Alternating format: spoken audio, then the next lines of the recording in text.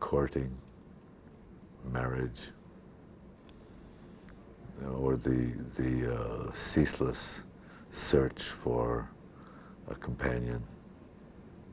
Finally, one senses that one is alone, and that it's not that bad. In fact, it even may be sweet.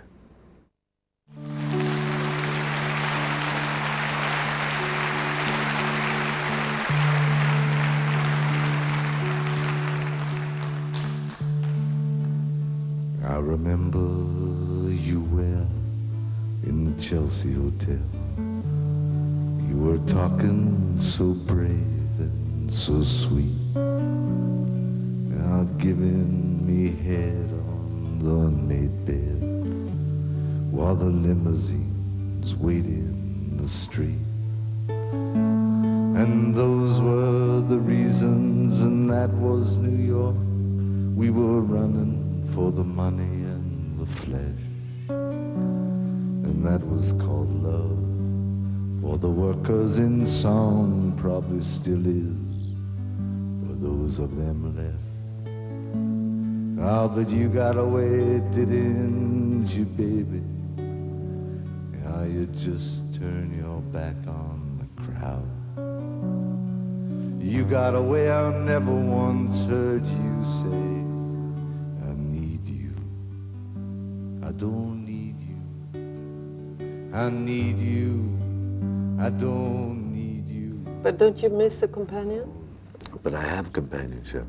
But I mean, don't you miss a woman in your life? Oh, there are women in my life, but not a woman. A woman. The woman. The woman. Well, I don't as yet. I don't know what it will be like tomorrow or next week, but at the moment, I have very close friends. There's not the woman, but it's. I don't have a sense of unbearable loneliness, or any sense of anxiety about it. And sometimes women are kind enough to sleep over in a less intense capacity than I may have chosen before. So, it's not as though I don't have the intimacy of women from time to time. Do you miss those intense experiences? I was never very good at enjoying it. I was drawn to those intense experiences and obsessed with those intense experiences for much of my life. But I can't say that I really enjoyed them. How did you feel about them? Well, I generally gave myself a bad review. So it was a kind of, you had to perform. I think there's an aspect of performance and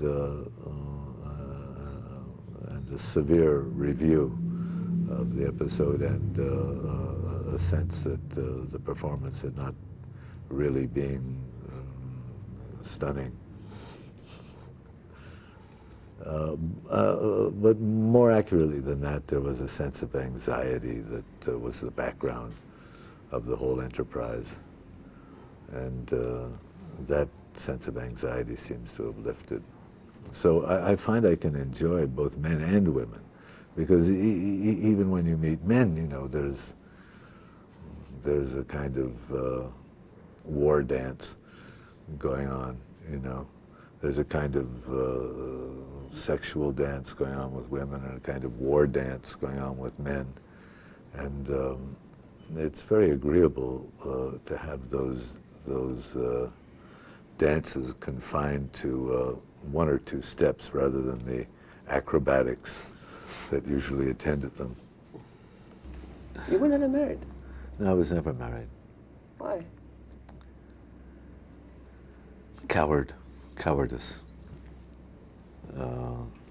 I had these children, fortunately, but I also grew up in a period where there was a great deal of anti-authoritarian feeling, so some of the people in my generation never felt that they had to consult an authority or have the affirmation of a church or a state to seal their union. I guess I participated in that kind of... So you're a child of your time. Of course.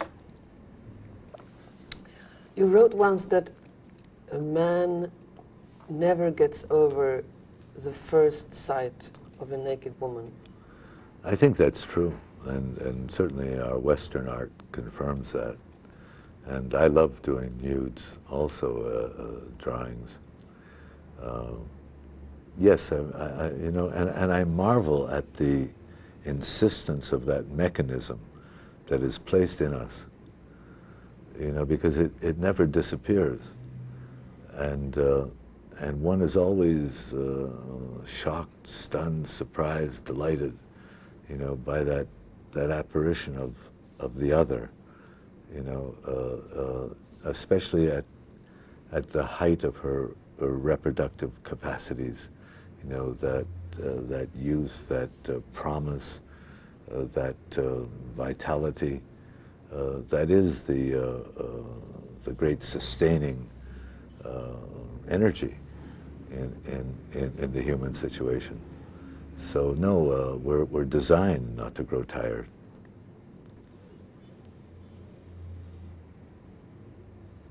We don't get a chance to see it that often as we get older, but when we do, and of course the culture completely understands that. So it's continually presenting us with pictures, whether they actually occur in the flesh in our lives. It's really not important anymore, because there's so many opportunities to see beauty, to see beautiful people. You know, they're on the screen, they're on the billboards, they're everywhere, and you know, I don't see that as some sort of indication of the degeneration of our civilization. I see it as the affirmation of that mechanism that is in all of us.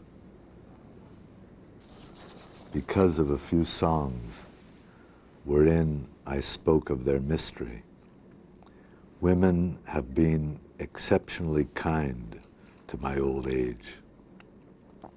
They make a secret place in their busy lives, and they take me there.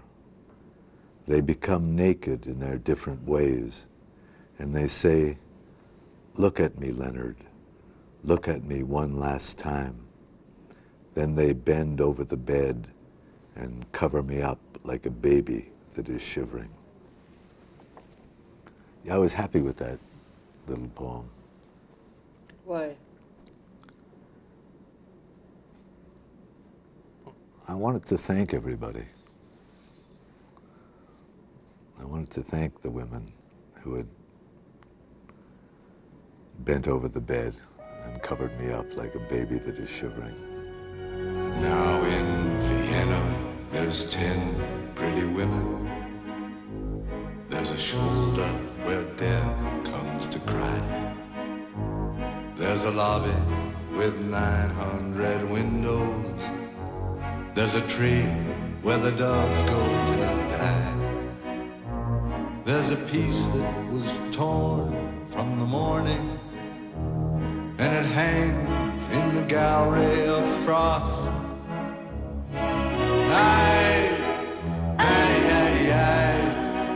Take this waltz, take this waltz, take this waltz with a clamp on its jaws.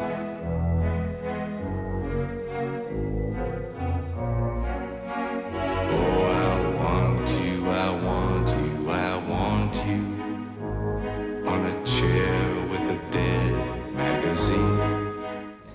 But why do you think that you had such a hard time reaching to the state of mind that you're in now? I don't think anybody determines it or understands it.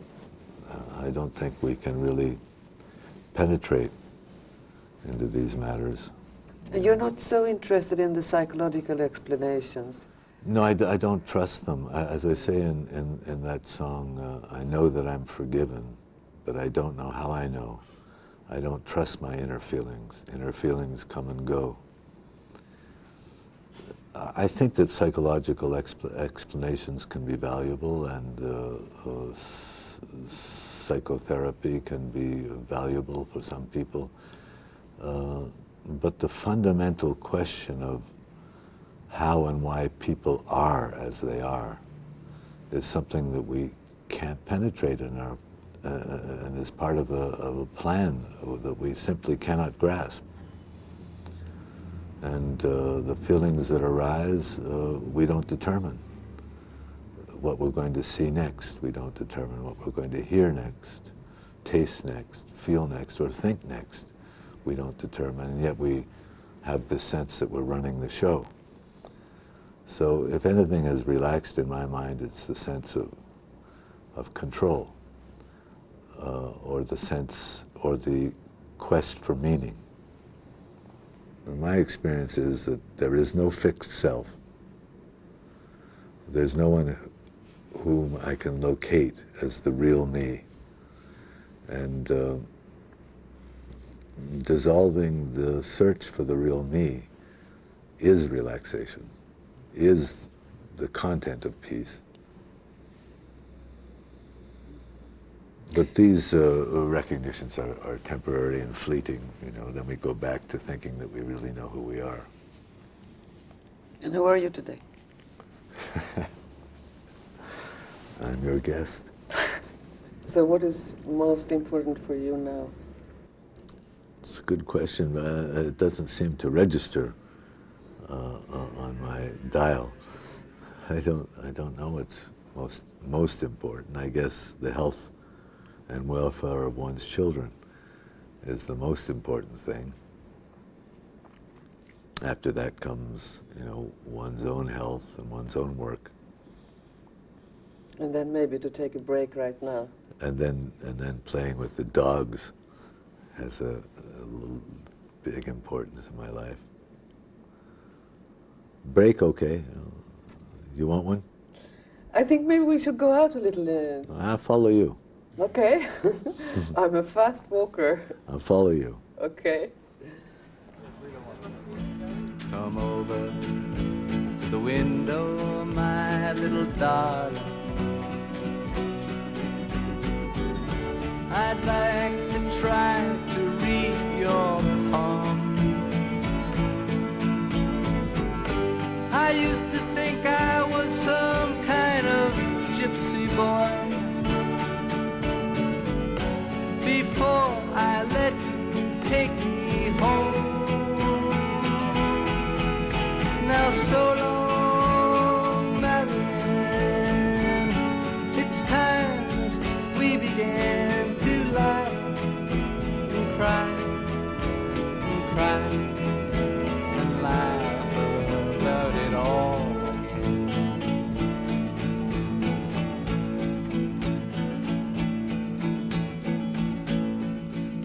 Well, you know that I love to live with you, but you make me forget so very much. I forget to pray for